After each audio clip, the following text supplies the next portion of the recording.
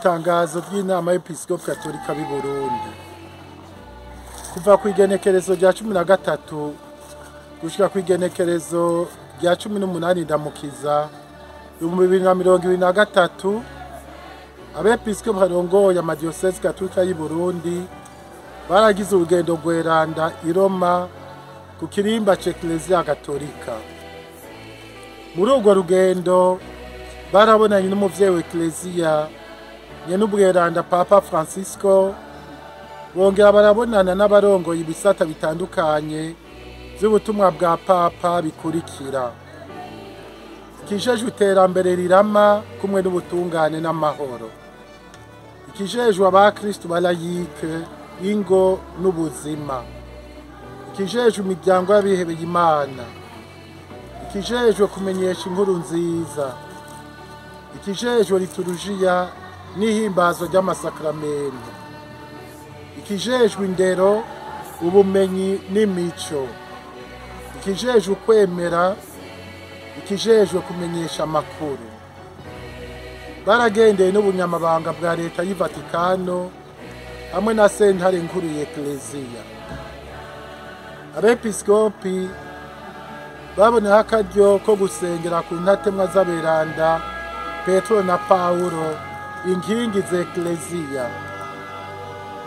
Baraherereje inkuka y'imisa mu masengero makuru y'i Roma 4: isengero nkuru yitiriwe Petero Mweranda, isengero nkuru yitiriwe Paulo Mweranda, isengero nkuru y'i Laterano yitiriwe Yohani Mweranda, hari intebe ya Papa nk'umwepiskopi wa diyoseze y'i Roma, n'isengero nkuru yitiriwe Bikira Mariya nyina w'Imana. Barakengurukira abasaserdoti, abihebeye Imana n'abakristu balayike basanzwe b'ab'i Roma bagiye barifatanya nabo muri izo nkuka z'imisa. Ku igenekerezo rya 17 Ntwarante 2023 abepiskopi Burundi barahawe umubonano na nyen'ubweranda Papa Francisco, abakirana igishika, yongera abaganiriza nk'umuvyeyi akikijwe n'ibibondo vyiwe. Muri uwo mubonano baronse akaryo ko kuganira na Papa ivyerekeye ubuzima bw'Eklezia mu Burundi, baramwiganira ivyiza Eklezia mu Burundi yagabanye kandi ikenguruka kuva mu 2014 aho baheruka kugira urugendo rweranda i Roma. Bongera kandi barashikiriza n'ingorane Eklezia mu Burundi ifise mu kurangura ubutumwa bwayo bwo kumenyesha inkuru nziza. Baboneye kumumenyesha ko Eklezia iri muri yubile y'imyaka 125 iheze inkuru nziza isamiranye mu Burundi, kandi ko bashimye ko iyo yubile yoshimikira ku butumwa bw'ingo ng'urugo rukristo rube Eklezia yo haziko imenyesha inkuru nziza. Baramwibukije kandi ubutumire bamurungikiye ngo azoze gusangira n'abakanyamuneza k'iyo yubile nk'uko n'umukuru w'igihugu cy'u Burundi yari yamutumiye. Yarabashimye ku ntambwe iboneka Eklezia mu Burundi igezeko, yongera abashikiriza impanuro k'ivyeyi, araheza n'abaremesha mu butumwa bwabo. Arashima kandi ubumwe n'umuvukano birangwa hagati yabo nawe, agashaka ko ubwo bumwe bwo kwama bukomera kugira ngo ubutumwa bw'Eklezia buranguke neza. Umuvyeyi wacu Papa arasaba Episkopi Burundi kwama bitanga batiziganya mu kwitangira no mu kwihebera ubusho Imana yabashinze, no mu kubimboneza mu kuremesha amahoro no mu kunywanisha abarundi. Vyongeye yabasavye kwitwararika kwigisha ugwaruka kuko ari rwo Eklezia y'uyu munsi n'ejo, hamwe no kugira umwitwarariko udasanzwe mu gutegura abaseminari mu by'ubumenyi, mu by'ubuzima bw'umutima n'umubiri, mu by'imibano no mu by'ubutumwa, ngo bazoba abasaserdoti b'ibanga bahimbara Imana n'igihugu cayo. Ku bijanye n'indyane zasinzikaje igihugu c'u Burundi n'ibikomere vyatewe n'izo ndyane batarakira, Papa atumirira abarundi kurengera ibibatandukanya, bagashira imbere ukurekuriranira no gusubiza hamwe kugira ngo babane mu mahoro mu budasa bwabo, kuko ari naho n'iterambere rishoboka. Papa yarangije atumirira abepiskopi n'abarundi bose kutihebura, bakamana umwizero ushingiye ku kwemera Imana mushobora vyose. Yongera arabahezagira, abarungikana n'umuhezagiro bazoshikiriza igihugu c'Imana. Bigiriwe i Roma kwa 18 Ndamukiza 2023 kubw'inama y'Episkopi Katolika b'i Burundi. Bonaventura Nahimana, umwepiskopi mukuru w'Igitega ahagarariye Papa muri diocese ya Rutana, akaba n'umukuru w'inama y'Episkopi Katolika b'i Burundi. Bigiriwe i Roma kuwa 18 Ntwarante 2023. Icyubahiro Musenyeri, umaze iminsi mu rugendo ruhambaye, batumye mwese abepiskopi, abavyeyi bacu, muhurira hamwe aha ku Kirimba. Urugendo rufise insiguro nyabakiriye Eklezia Katolika. Abepiskopi Burundi nk'uko bivuze, tumaze hafi indwi irenga muri iki gisagara ca Roma,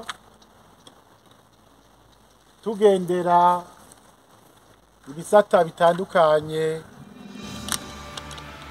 by'ubutumwa bwa Eklezia Katolika, duhereye ku cicaro c'intebe y'umusubirizi wa Petero. N'urugendo rero rutegekanijwe mu mategeko ya Eklezia, ko uko imyaka 5 iheze abepiskopi basangiye inama baza ngaha i Roma kugira ngo babonane n'umusubirizi wa Petero Mweranda, bakomeze kandi baserure ubumwe bafitaniye nawe, kuko ari we Yezu Kristo yashinze kuremesha bene wabo mu kwemera. Kandi abepiskopi bakaboneraho akaryo ko gusengera ku ntatemwa ya Petero Mweranda na Paulo Mweranda, inkingi z'Eklezia, abo Mukama yashinze ko Eklezia yiwe, kandi tuzi neza ko n'uyu munsi bashishikara bayibera mu ngoro. Twaheruka ngaha i Roma rero mu mwaka wa 2014 mu rugendo nkuru. Imyaka 5 navuze yararenze, kubera ko hagati aho murazi ko hateye cakiza ca Covid ya 19 cahungabanije ivy'ingendo n'imigenderanire, ariko n'ubu turakenguruka kuko umuvyeyi wacu Papa Francisco yaratwakiranye urukundo n'igishika. Uru rugendo rwungukira byinshi Eklezia y'u Burundi, kuko muri uru rugendo mwavyumvise twaragendeye ibisata bitandukanye by'ubutumwa bw'Eklezia, kandi aho hose twaja twarashikiriza ingene muri ivyo bisata dusanzwe turangura ubutumwa, nabo bakaduha intumbero y'ingene twoheza tugashishikara tubuteza imbere. Rero haba mu bisata vy'indero, haba mu bisata by'ubuzima bw'abihebeye Imana, haba mu bisata byo kumenyesha ijambo ry'Imana, aho hose twarahakuye intumbero n'indinganizo tuzoheza tukagenda dushikiriza abakristu kugira ngo tugume twinagura mu kwemera kwacu kandi duteza imbere ekleziya yacu. Ibintu bibiri bihambaye, icya mbere ni icukurekuriranira no gusubiza hamwe. Umuntu wese yumvise ko turi Abarundi aratubaza ati mbega mu Burundi ubu bimeze gute? Kuko mu myaka yahera bumva ko mu Burundi hari intambara, hari ingwano, abantu bahunze. Rero ntibamenye intambwe turiko turashikako muri uko gusubiza hamwe.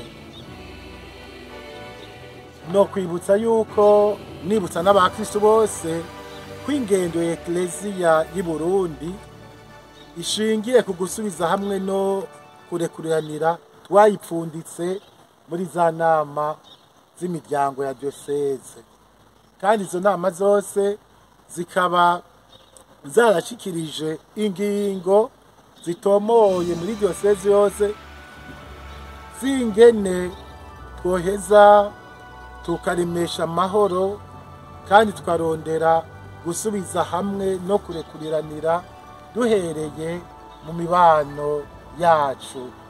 Rero n'umuvyeyi wacu Papa yaradusavye ko twebwe Abarundi tworondera kurengera ivyo vyose bidutandukanya, tukaraba ibiduhuza kugira ngo tube kumwe mu kubaka igihugu cacu no mu kugiteza imbere. Ica kabiri ni kijanye n'indero, indero y'ugwaruka, kuko ugwaruka ni kubu nakazoza k'umuryango k'igihugu n'ekleziya, kandi muri iyi myaka y'ubu hariho byinshi bigenda bihuhuta bishobora no kuyobeza n'ugwaruka rwacu. Rero Papa agashaka yuko twokwitwararika indero nziza y'ugwaruka bo mu Burundi, na cane cane ugwaruka tujejwe mu mashure dusanzwe turemesheje. Ariko akarushiriza hati mwitwararike kuruta indero y'abaseminari bitegurira ibanga ry'ubusaserdoti, mubafashe gutera imbere mu vy'umutima, mubafashe gukomeza indero rundu, mubafashe gukomeza umubano mwiza n'abantu bose ata n'umwe avuyemwo, kandi mubafashe no kwimenyereza ivy'ubutumwa, kwitwararika abakene, aboro, abagwayi n'abandi. Ati honeho ekleziya ejo izoronka abasaserdoti b'ibanga, abasaserdoti bakunda ubutumwa bakabwihebera kandi bagahimbara Imana, bagahimbara n'igihugu cayo. Ego, nyene cyubahiro musenyeri wacu turakengurutse cyane, iri jambo rikomeye cyane kandi riremesha umuryango w'abakristo. Nanje ndabakengurukiye cyane, mushishikare musabira ekleziya yacu y'u Burundi.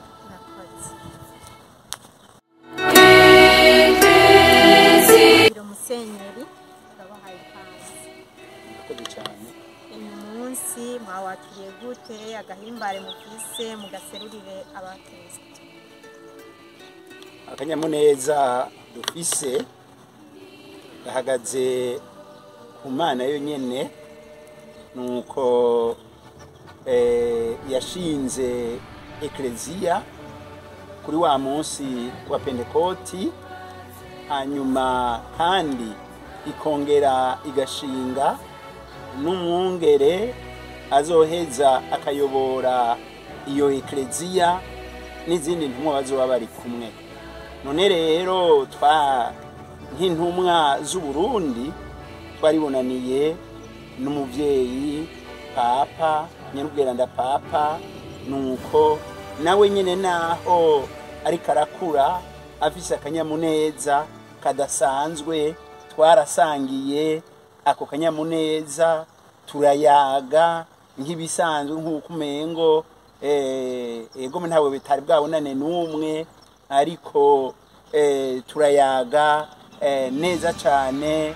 Murabona ko ari n'umuntu ahambaye, ariko ubwene twayaga yarafise umutima wo kwicisha bugufi, byaraduhimbaye cyane.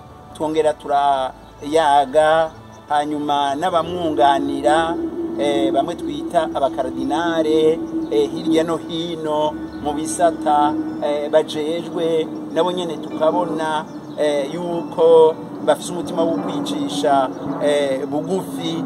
Tukabona kandi ko dufise intumbero imwe y'ukubaka umuntu muri ekleziya, umuryango wa muntu ngo aheze yiyumve kira, noneho yiyumve ko na Kristu tuko turakwirikira yamwitangiye kandi amufasha kwiyumva.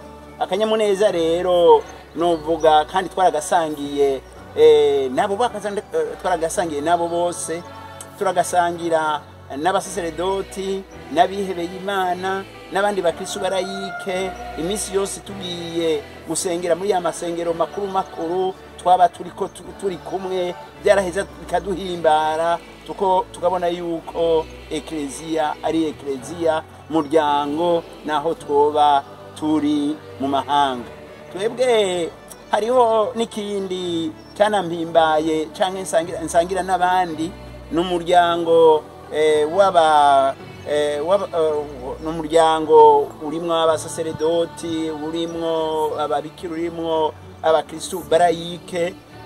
Bama bazanye imodoka y'ugutwara hariho hose kandi igihe cyose, aribo bavyibariye atawa bibasabye n'umwe.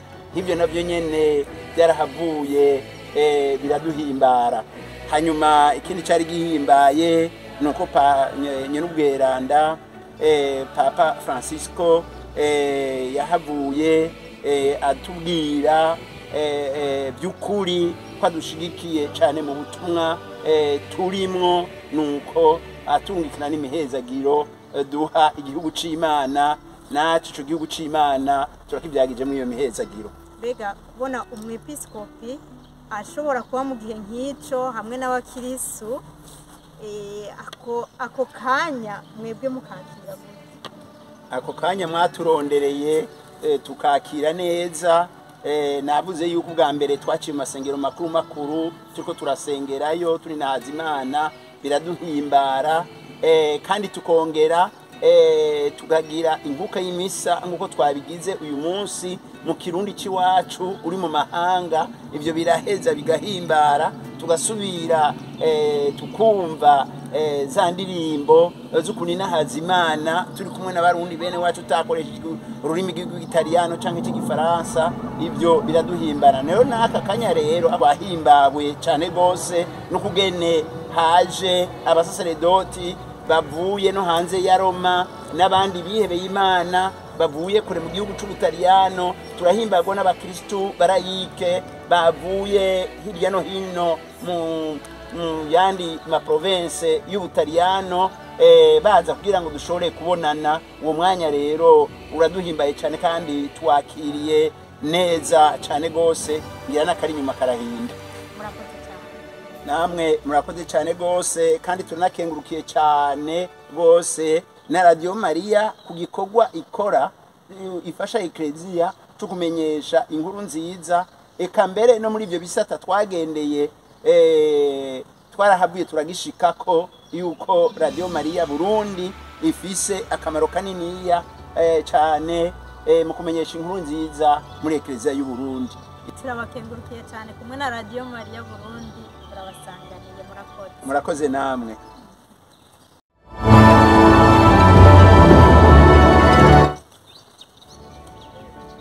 Nyakubahwa akiri murongoye umugwi w'abarundi bagizwe n'abasaseredoti, n'abihebeye Imana bari muri iki gisagara cy'i Roma kugira ngo abepiskopi bose bo mu Burundi babe bari ngaha umwe natwe ye uyu munsi wakira. Uyu munsi twakirana akanyamuneza kenshi cyane hamwe n'ubukenguruki dufitiye Imana kubona dushobora kubakira, dushobora kwicara tukaganira kumwe nabo, hanyuma kandi bagahereza inkuka nyeranda ya misa, turiko turafasha mw'ubwo rugendo rw'ubutumwa barimwo, biraheza natwe bikadukomeza mu kwemera, bikatubera mbere n'akaryo ko kugaragaza ubumwe bw'umuryango bagiye kugaragaza no gukomeza mu kuja kugendera icyicaro cya Papa.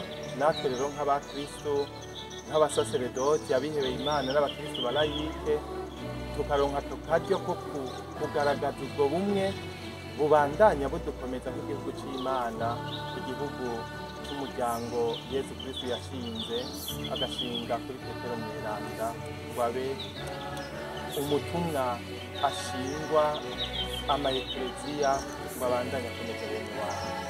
Ni muri iyo ntumbero rero twagiye turaringaniza ko mu kiringo abepiskopi basoma imisa mu masengero makuru yo ngaha i Roma, isengero ya Paulo Mweranda umutumwa, isengero ya Yohani Mweranda y'i Laterano aho Papa afise intebe nk'umwepiskopi wa diyoseze y'i Roma, isengero ya Bikira Mariya nyina w'Imana hamwe n'isengero ya Petero Mweranda umutumwa, byatubereye ako karyo ko kubaherekeza mu kubasabira, mu kubashigikira, maze gutyo baje bagasanga ivyo mu nkuka y'imisa biratunganye kandi tukabaherekeza no muri ico gisabisho, natwe twaba turiko turagira intererano yacu. Nico gituma twagomba no gukengurukira abepiskopi badusangije ubu butumwa, maze umwe wese ku rugero wiwe agashobora gufasha kugira ngo ubutumwa bubandanye butera imbere. Turabakengurukiye cyane. Yego, nanjye ndabakengurukiye, ndabipfurije mwese kubandanya mugira ubutumwa bwiza. Murakoze. Murakoze nawe.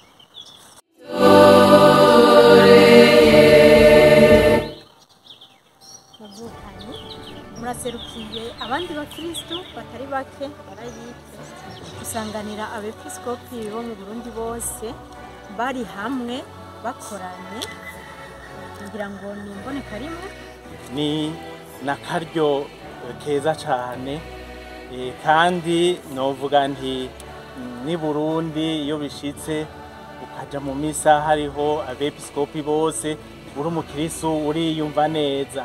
Natwe rero tukaba dufasha akanya kugira ngo tubashimire kuko batwigoreye, bari gushobora guheza ibikorwa byabazanye bagahura na Papa, hanyuma bakagira bati reka rero tubandanye imirimo i Burundi. Mugabo bagize bati na hariya turafize intama, reka rero ko turabepiskopi ko dujejwe izo ntama nazo nyene tugende tuzikurikirane, turabe aho zirisha kugira ngo ko ari byo tujejwe.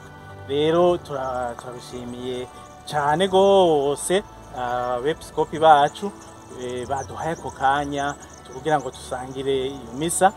Hanyuma rero tugashimira n'umuryango w'abihebeye Imana basanzwe bakorera ubutumwa ngaha i Roma, biyumviriye yuko natwebwe abakirisu turyakara kugira ngo dushobore kuba turi kumwe, dushobore kwakirira hamwe abepiskopi ba Ekleziya Katolika y'i Burundi.